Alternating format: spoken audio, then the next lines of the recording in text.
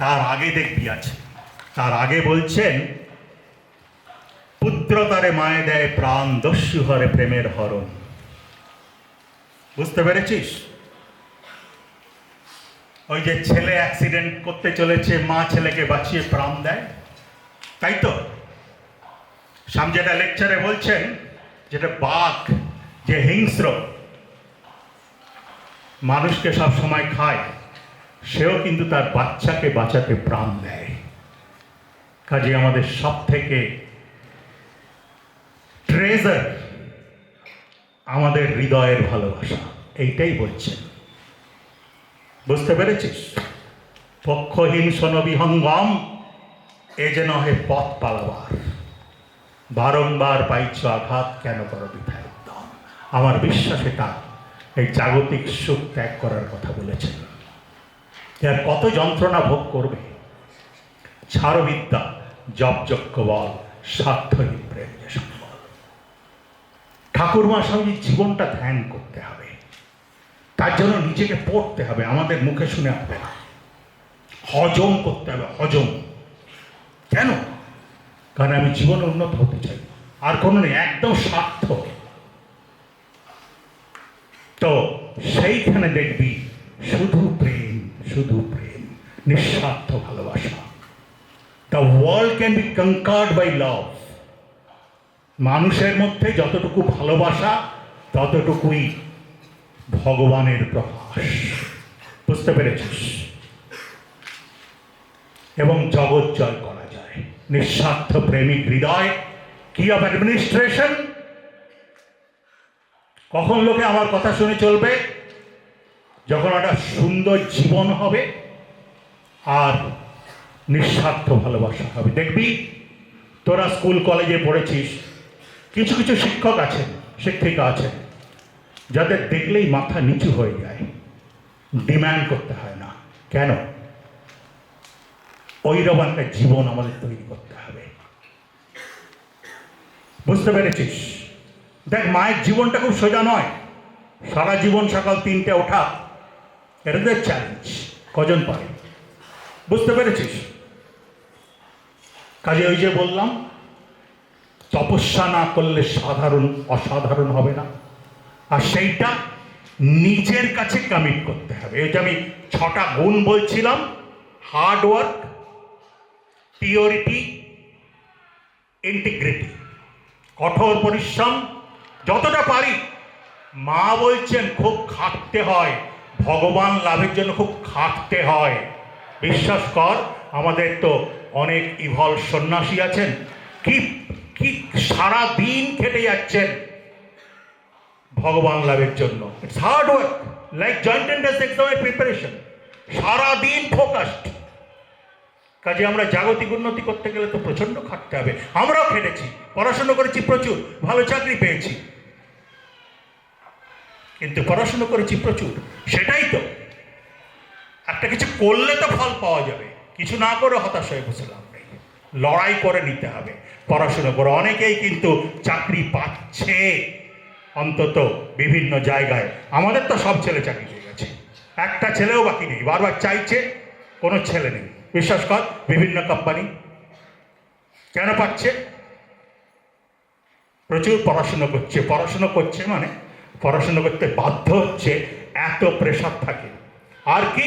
Sacrifice, commitment and love, নিঃস্বার্থপরতা, কথা দিয়ে কথা রাখা। কমিটমেন্ট তো নিজের কাছে, আমি ভালো হব, আমি পবিত্র হব, আমি সত্যি কথা বলবো, আমি মানুষের সেবা করব, নিজের কাছে প্রতিশ্রুতি। কিছু আমি আনন্দে থাকবো, ভালোবেসে পড়াশুনো করব, ভালোবেসে ধ্যান করব, ভালোবেসে মানুষের শরীর সেবা করব, ভালোবেসে পবিত্রতার সাধনা করব, সবটাই ভালোবেসে করব। তাহলে life will be driven by God. জামা কাপড় কাচবো, সেটাও আনন্দে, রান্না করব, সেটাও আনন্দে, একটা ছেলেকে পড়াবো, সেটাও আনন্দে। আমি তো বলছি, সন্ধ্যাবেলা মন্দিরে না গিয়ে আমি পড়াশুনো করি, এটা সাধনা নয়? কি সাধনা? ডাইরেক্টলি দেবতার পুজো করব, মন্দিরেও দেবতার পুজো আর জীবন্ত দেবতার পুজো করব ডাইরেক্টলি। ভেতরে ভগবান, দেহগুলো মন্দির। এই তো জীবন সার্থক করার উপায়। কিন্তু এটি আমাদের মুখ থেকে শুনলে হবে না, সাধনা করে, স্বামী বিবেকানন্দ সাধনা করে তার কথাগুলো ভেরিফাই করে কনভিকশন আসবে, তখন বুঝতে পারবে। শুনে হবে না, শুনছ কিন্তু তপস্যা না করলে হবে না। ঠিক আছে। আর এছাড়া মায়ের একটা বাণী রয়েছে যে জীবনে যদি শান্তি পেতে চাও তবে নিজের দোষ দেখো, অপরের দোষ দেখো না। তো অনেক ক্ষেত্রে এরকম অনেক পরিস্থিতি সৃষ্টি হয়ে যায় আমাদের বাড়িতে বা শিক্ষাগত জীবনে, যে যেখানে হয়তো আমাদের সেরকম কোনো ভূমিকাই থাকে না। এটা যদি আমি একটা উদাহরণের মাধ্যমে বলি, যে ধরুন আমি চিৎকার চেঁচামেচি পছন্দ করি না, কিন্তু আমি তো এমন পরিবেশে বাস করি বা থাকতে বাধ্য হই যেখানে কন্টিনিউয়াস চিৎকার চেঁচামেচি হচ্ছে। তো বস বস, এইরকম জগৎটা চলবে। আছে পাড়ার দাদা এসে টাকা চাইছে, 5টা লেবার খাটছে, কন্ট্রাক্টর বলছে 10টা লেবার লিখতে হবে। How to get rid of this?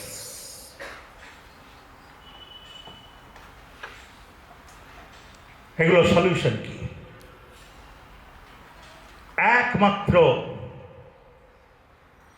তপস্যা করে নিজে পবিত্র হওয়া। স্বামীজি বলছেন, manifest your divinity and everything will be harmoniously arranged around it. নিজের দৈব গুণগুলোর বিকাশ করার জন্য সাধনা করো, দেখো সব কিছু ঠিক হয়ে যাবে। আনন্দে থাকার আর কোনো উপায় নেই। আমরা মোটামুটি পড়াশোনা করেছি, মোটামুটি শিক্ষিত মানুষ, জীবন নিয়ে অনেক ভেবেছি। এই সততা, পবিত্রতা, নিঃস্বার্থপরতা এবং প্রেমের সাধনা ছাড়া আনন্দে থাকার আর কোনো উপায় নেই। জগৎ পাল্টাবে না।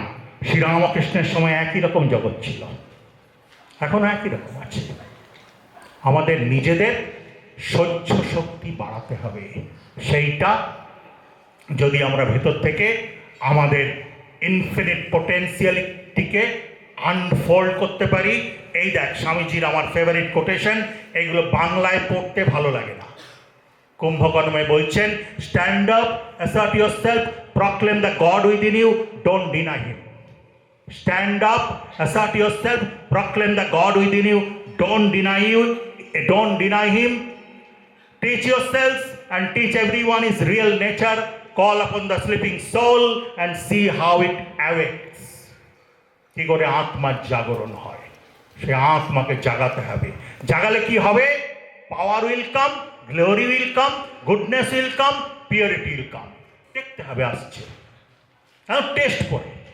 মিথ্যে কথা বলেছে না, সত্যি আসছে। Yes, power will come, glory will come, goodness will come, purity will come, and everything that is excellent will come when the sleeping soul is roused to self-conscious activity. স্বামীজির ওই ইংরেজি লেখাগুলো না ইংরেজিতে পড়তে হবে, আর বাংলা লেখাগুলো বাংলায় পড়তে হবে, তাহলে খুব আনন্দ পাবি। ঠিক আছে? বলেছে দুর্জন পরিহার্তব্য, যে দুর্জন ব্যক্তি তাকে পরিহার করা উচিত। যে দুর্ব্যবহার করছে তার সঙ্গে দুর্ব্যবহার করতে হবে এমন কথাটি নেই, করতেও যাবে না। তাহলে তোমাতে আর ওতে কোনো তফাৎ থাকলো না।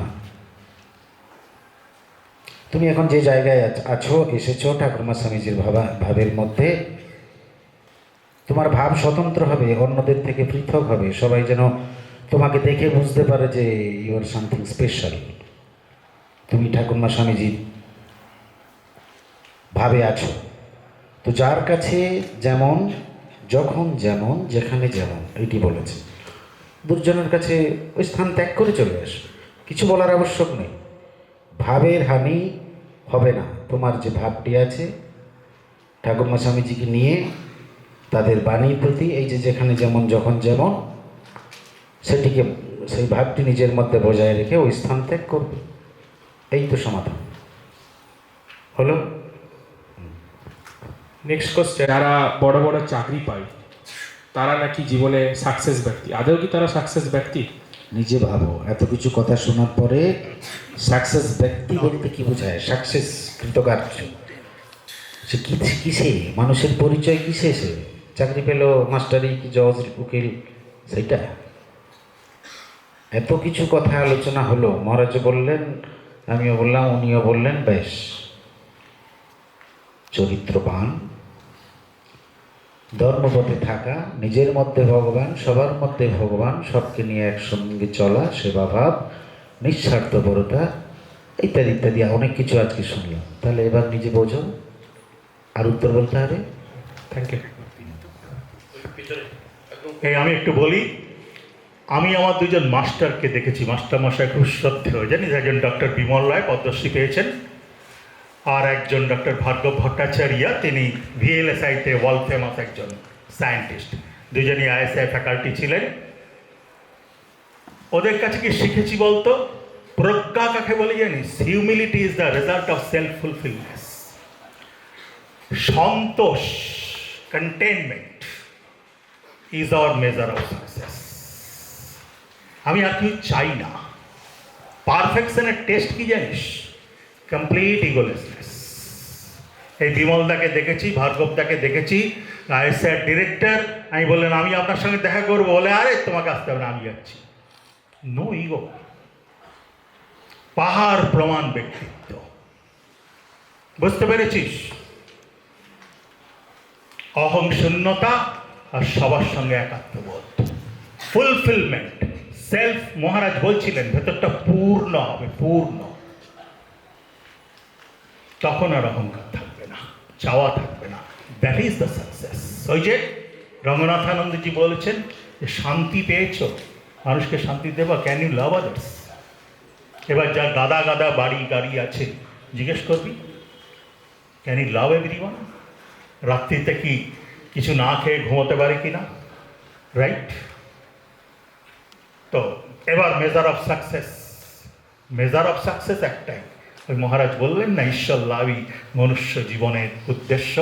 সেরকম কিছুটা হয়ে গেলে দেখবি আর তোকে প্রশ্নটা জিজ্ঞেস করতে হবে না।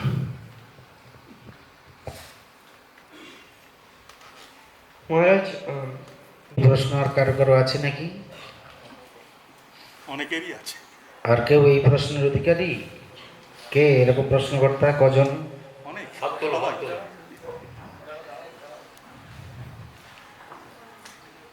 বেশ, খুব ভালো। আমি একান্তে দেখা করতে চাই অনুষ্ঠানের শেষে 2 মিনিটের মধ্যে একসঙ্গে দেখা করো। একই প্রশ্ন তো?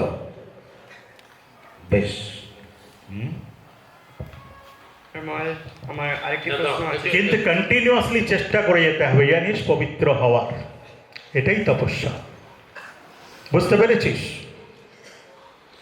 চেষ্টা করে করে করে করে দীর্ঘদিন 20 বছর 30 বছর লড়াই করতে করতে করতে করতে দেখবি অনেক সংযম বেড়ে যাবে।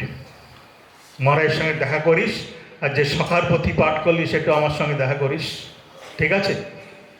মহারাজ, আমার আরেকটা প্রশ্ন আছে, ত্যাগ কি? আমি ত্যাগ কিভাবে করব? ত্যাগ কি?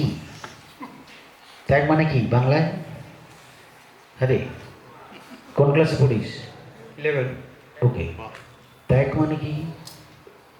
ত্যাগ মানে ত্যাগ মানে কিছু কিছু কি? অর্জন করা। বর্জন করা। বেশ, ত্যাগ মানে বর্জন করা, এই তো? এবার এই ত্যাগ শব্দটা আর কোথায় আছে? কি ত্যাগ করতে চাস তুই? খারাপ সঙ্গ। বেশ, ত্যাগ বর্জন করবি, এই তো। এক মুহূর্তেই সমাধান তো। তুই যাবি না, তাদের সঙ্গ করবি না, তোর কি অসুবিধা? তুই তো তোর ভালো চাস নিজে, এই তো? তার জন্য সঙ্গ ছেড়ে দিবি, তাতে কি হবে? অসুবিধা কি? জিদ, নিষ্ঠা, এগুলো মনের মধ্যে আনতে হবে। দৃঢ় প্রত্যয়, না এ আমার পক্ষে উপযুক্ত নয়, ত্যাগ করবো, ছেড়ে দিব, বর্জন করবো, এই তো সমাধান মুহূর্তের মধ্যে। আচ্ছা, তুই একটা খারাপ জিনিস, একটা বাজে গন্ধ উঠছে, তুই কি কাছে গিয়ে শুনবি? না না, মহারাজ, এরকম নাক বন্ধ করে চলে যাবি। কোনটা? নাক বন্ধ করে চলে। তদ্রূপ, তদ্রূপ ছেড়ে দিতে হবে সমস্যা, এই তো। তারপরে এটাকে মহারাজ, আমরা যে কোনো কাজ করতে চাই না কেন, প্রথমে আমাদের মনটাকে শান্ত রাখতে হবে। তো আমাদের মনটাকে কিভাবে শান্ত রাখবো? এই আজকের যত কিছু বলা হলো সবটাই কিন্তু মনকে শান্ত করার জন্যে। মন কি অশান্ত হয়ে যাচ্ছে? বল উত্তর দে। না, হচ্ছে না। তাহলে আবার প্রশ্ন কেন?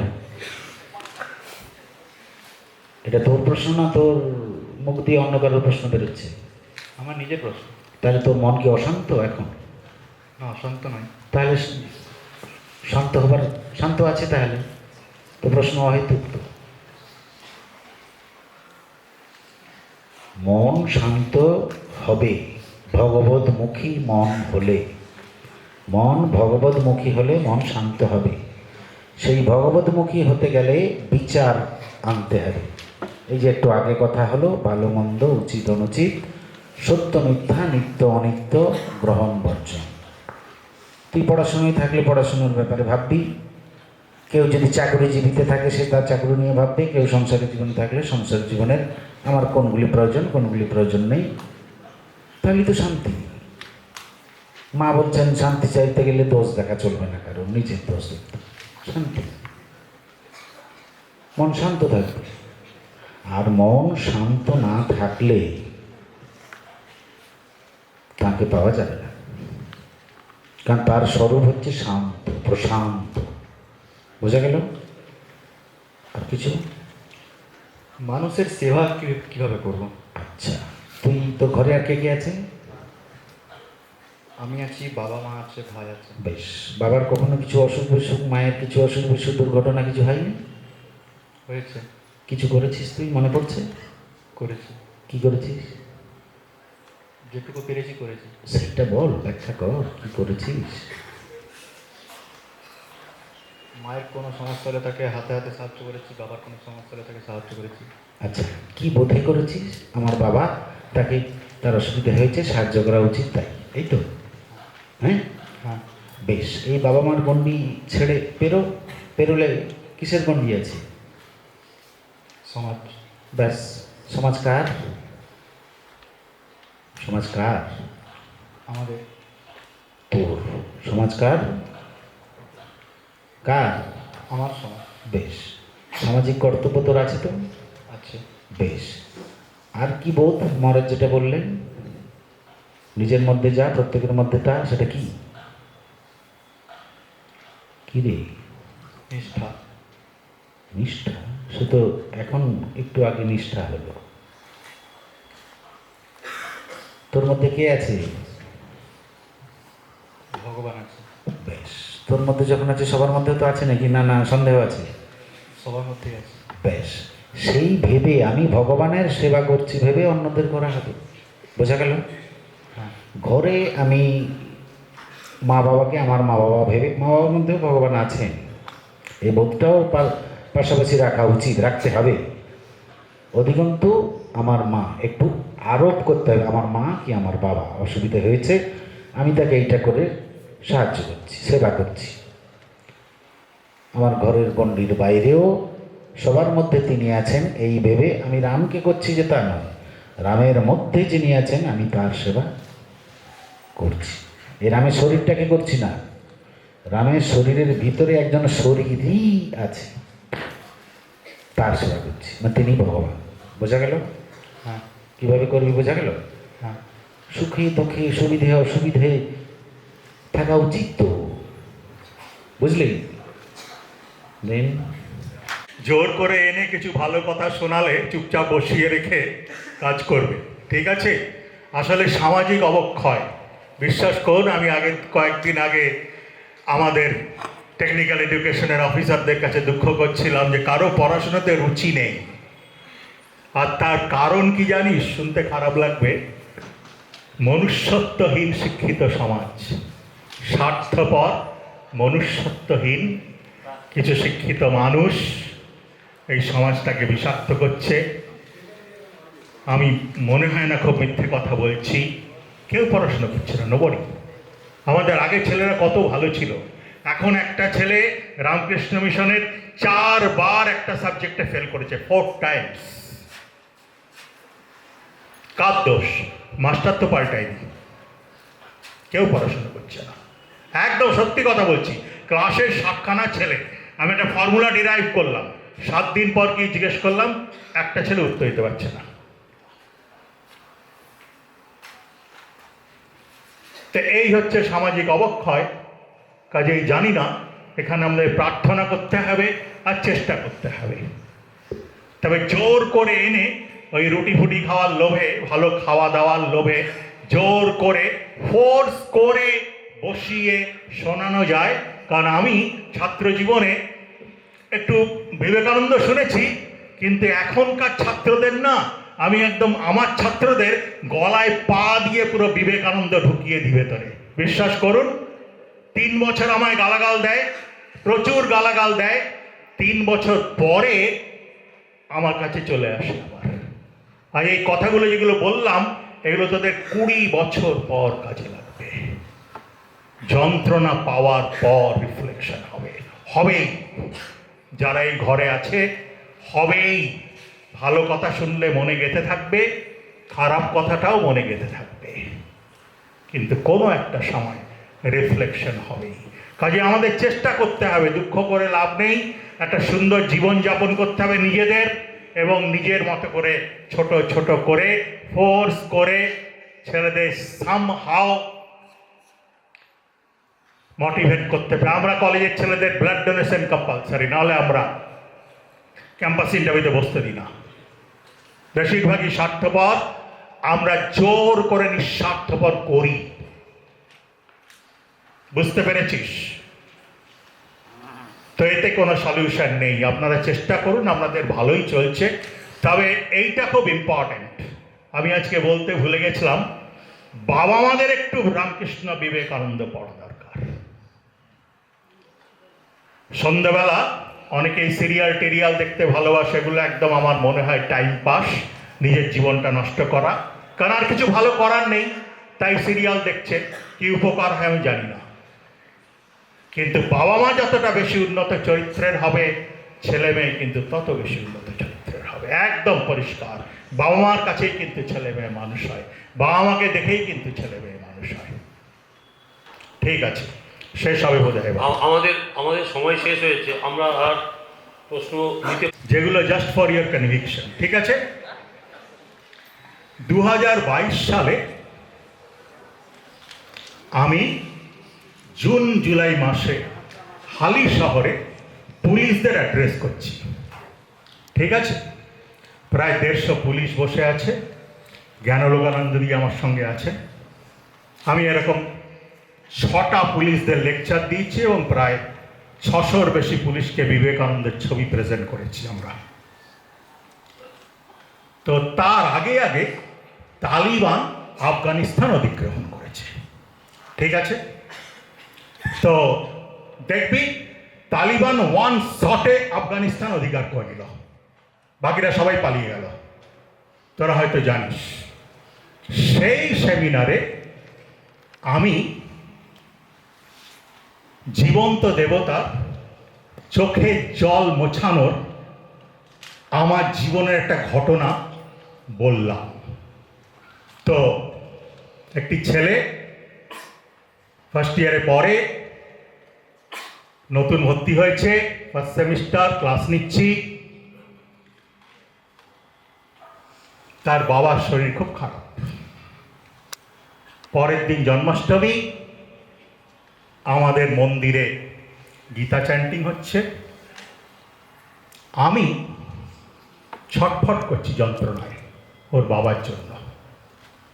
এখন বললাম না স্বামীজির কথাগুলো মন্ত্র, যখন তুই কোনো গরিবের দুঃখে ছটফট করবি, ধ্যান করতে পারবি না, তখন স্বামীজি বলেছেন ঈশ্বরের শক্তি তার মধ্যে দিয়ে প্রবাহিত হয়ে সেই সমস্যাটা সলভ করবে। তো আমার চোখ দিয়ে জল পড়ছে। হঠাৎ করে ছেলেটি এসে হাজির।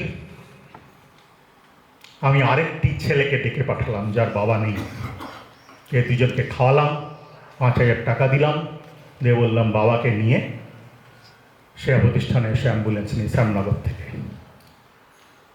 চলল ট্রিটমেন্ট। আমরা প্রায় 35-40 লাখ টাকা, 1000 টাকা খরচ করলাম, কিন্তু উনি ডায়ালিসিস নিতে পারলেন না, ছেলেটা মারা গেল বাবা।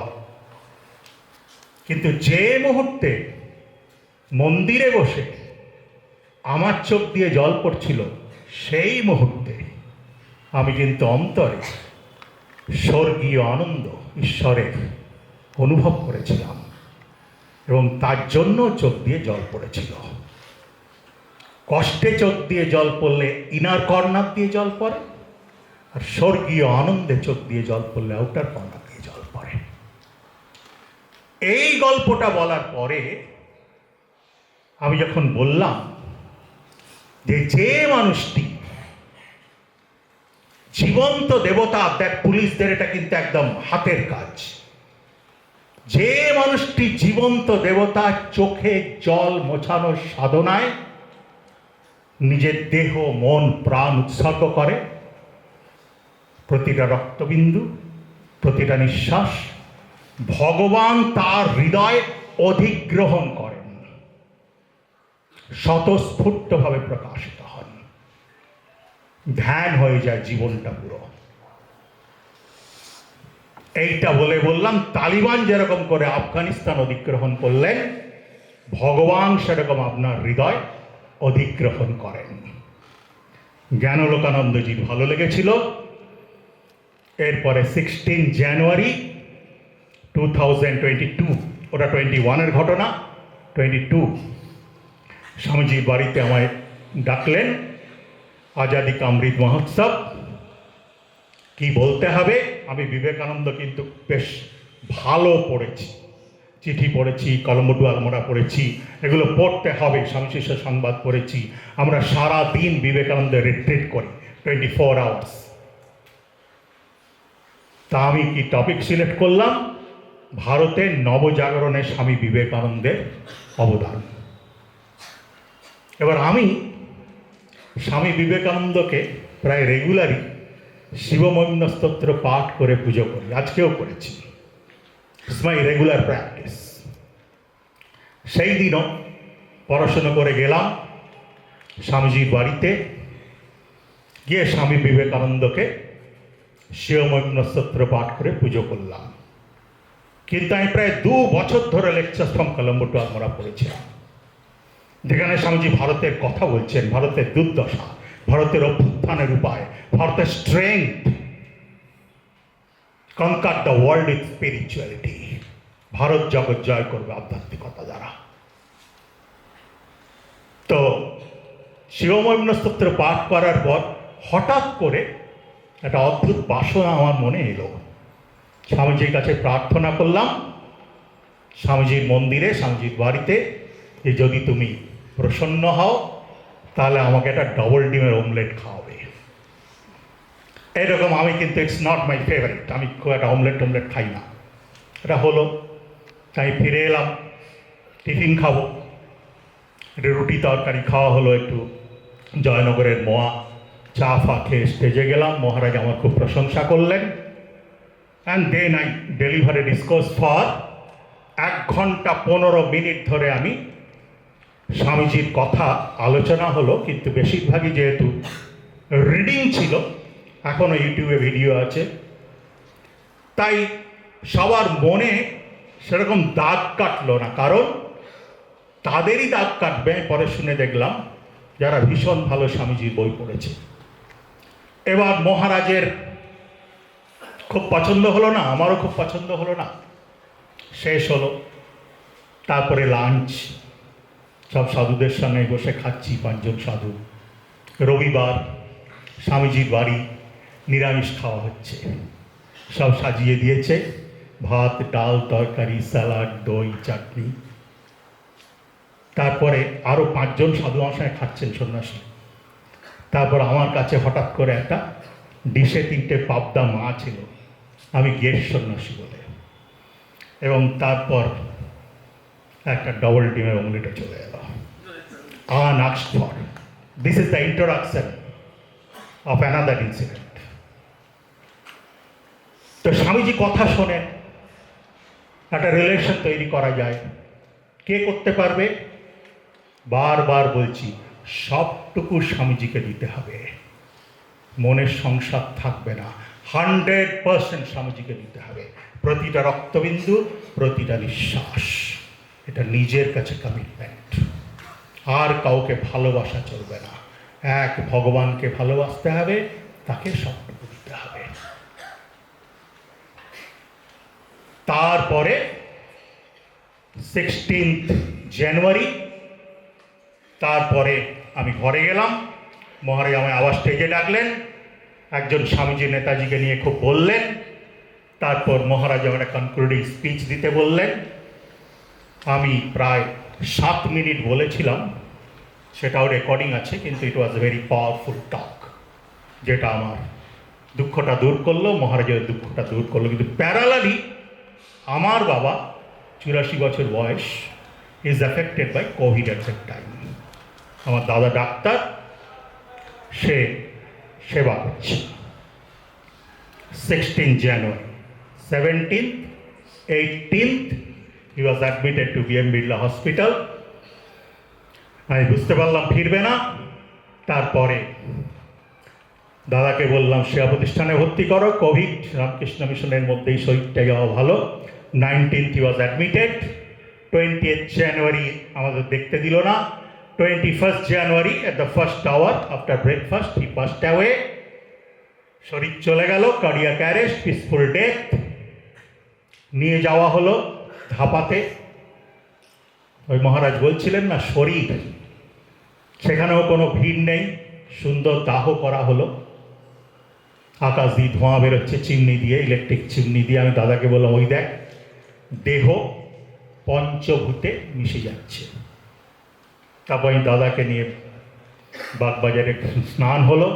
তারপর আমাদের দমদমে পূর্বাশ্রম। আমি জয়েনিংয়ের পর 20 বছর পরে মাকে দেখতে গেলাম, আফটার 20 years।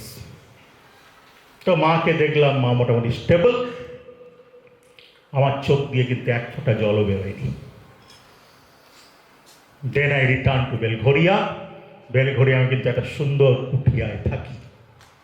আমি বলি ভিআইপি বাংলো, একা একা, একদম নদী ইয়ের ধারে, ঝিলের ধারে। কিন্তু ফিরে আসার পর দেখ, আমি 20 বছর যাইনি, 15 বছর তাদের কোনো সম্পর্কই রাখিনি। কিন্তু ফিরে আসার পর আমার ভেতরে একটা কেমন উথাল পাথাল শুরু হলো, ভয়ঙ্কর একটা। এত ঢেউ, এই মানুষটা চিলায়, ঝড় হয়ে যাচ্ছে, কাউকে কিছু বলতে পারছি না। 21 তারিখ, 22 তারিখ, 23 তারিখ হয়ে গেল, 24 তারিখ, ভীষণ ভেতরে যন্ত্রণা। আমি বুঝতে পারছি না whether I will be able to continue this life. 25 তারিখ স্বামীজির তিথি পুজো ছিল, 25th জানুয়ারি 2022। মহারাজকে বলে স্বামীজির কাছে গেলাম।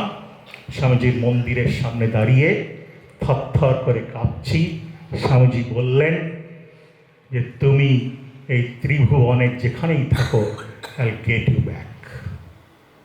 ওই যে বললাম, ভগবান তার সন্তানকে সমুদ্র গর্ভেও রক্ষা করিয়া থাকেন। If you give yourself completely, যন্ত্রণা দেবেন ততটাই, যতটা আমরা সহ্য করতে পারবো, ততটাই যন্ত্রণা দেবেন, যতটা থেকে ভালোবাসার জন্য দরকার। কষ্ট না পেলে, কোভিড না হলে কেউ ভগবানকে ডাকতো না, বিপদে না পড়লে মানুষ আন্তরিকভাবে ডাকে না। তবে সঙ্গে সঙ্গে ওখান থেকে লিখলাম, I got the spirit back.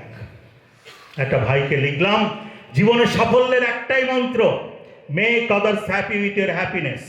জীবন্ত দেবতার পূজায়, জীবন্ত দেবতার মুখে হাসি ফোটানোর সাধনায় সবটুকু জীবন উৎসর্গ করা। জীবন্ত দেবতার নিঃস্বার্থ সেবা পূজা থেকেই ধ্যান, জ্ঞান, ভক্তি, মুক্তি নিশ্চিত নিশ্চিত নিশ্চিত হবে। সততা, পবিত্রতা, নিঃস্বার্থপরতা এবং সবার প্রতি ভালোবাসা, এই 4টি মন্ত্র সাধনে জীবনের সমস্ত সাফল্য। নিজের প্রতি সৎ থাকাই মনুষ্যত্বের সাধনা। Help people, God will help you. These are the secrets and these are the secrets of security and success in human life. কাজে ওই যে বললাম, গায়ে নিঃশ্বাস পড়বে তবে জীবনটা ভোগ করা যাবে। কন্ডিশন, সবটুকু তাদের দিতে হবে। Thank you.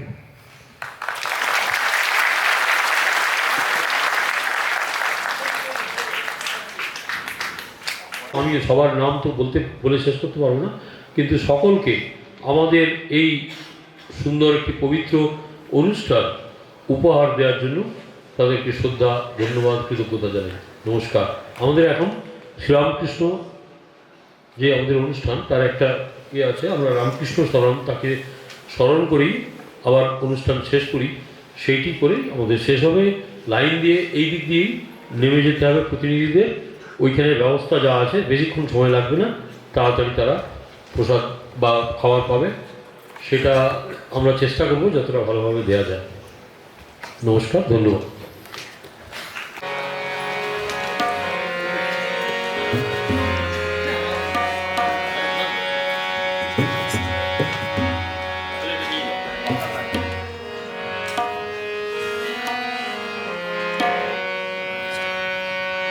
जय जय राम कृष्ण शरणं राम कृष्ण शरणं राम कृष्ण शरणं शरणं जय राम कृष्ण शरणं राम कृष्ण शरणं राम कृष्ण शरणं शरणं कृपा हि केवलं कृपा हि केवलं कृपा हि केवलं कृपा हि केवलं कृपा हि केवलं कृपा हि केवलं शरणं जय राम कृष्ण शरणं राम कृष्ण शरणं राम कृष्ण शरणं शरणं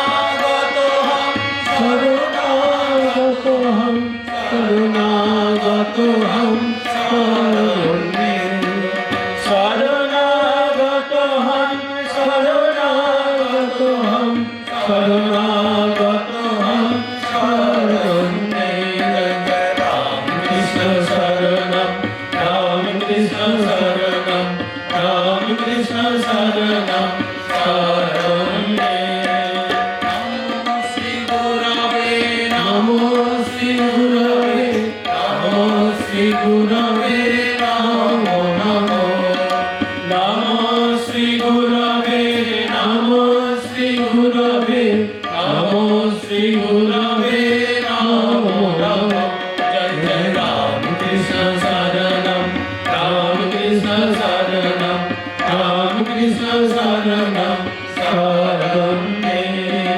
राम कृष्ण जय जय राम कृष्ण राम कृष्ण जय जय राम कृष्ण राम कृष्ण जय जय राम कृष्ण राम कृष्ण जय जय राम कृष्ण राम कृष्ण शरणं राम कृष्ण शरणं राम कृष्ण शरणं शरण्ये जय जय मा शारदा शरणं मा शारदा शरणं मा शारदा शरणं शरण्ये जय जय स्वामीजी शरणं स्वामीजी शरणं स्वामीजी शरणं शरण्ये